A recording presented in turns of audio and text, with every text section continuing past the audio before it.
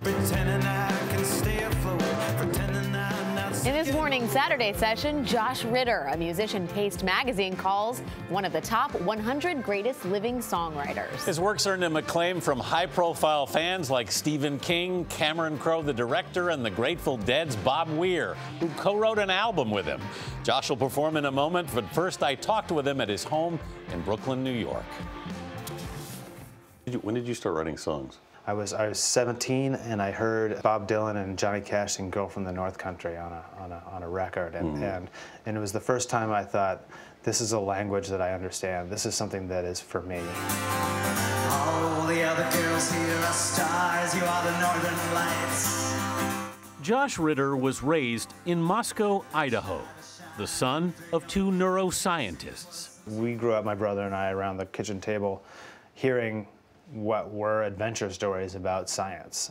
But you actually went to college to study neuroscience. I started, yeah. Then I ran into organic chemistry and realized that dream would have to die.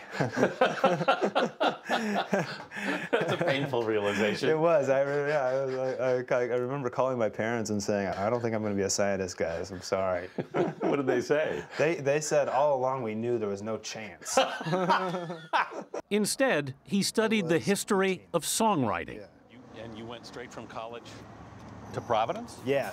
And then moved to Providence, Rhode Island, taking jobs in a landfill and a luggage factory, while playing any open mic night that would book him.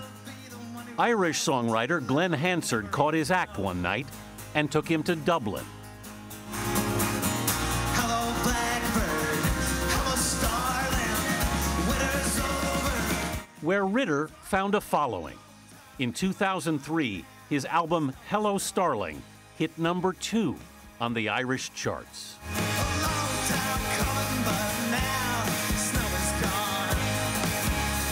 That must be kind of weird to find your success in a foreign country at first.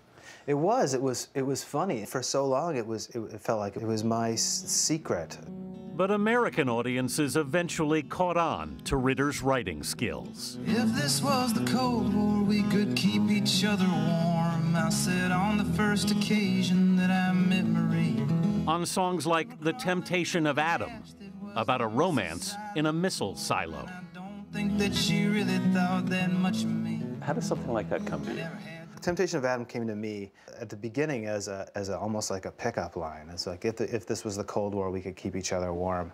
And I started to realize the implications of that. You said fusion was the broken heart that's lonely's only thought. And all night long you drove me wild with your equations. My job as a songwriter is keeping an aperture open in my brain and letting things fly through. That space can be pretty intoxicating when you're in there and it's working. Yeah, feels like a fine kind of gray silt or dust is just kind of pouring down on me. It's comforting and it's kind of electrifying. Ritter's new record is called Gathering. This is the album cover. Yeah, this is it. He painted it himself. I thought it was really beautiful, but it had a sense that things could change too. Ritter chose it Every time it rains, it pours. I pray it rains just a little more on me. when he realized the new songs he'd written were like a series of storms. I think oftentimes writing is excising something. It's taking the things that you are building up in your mind and it's removing them so that you can think about something else for a change.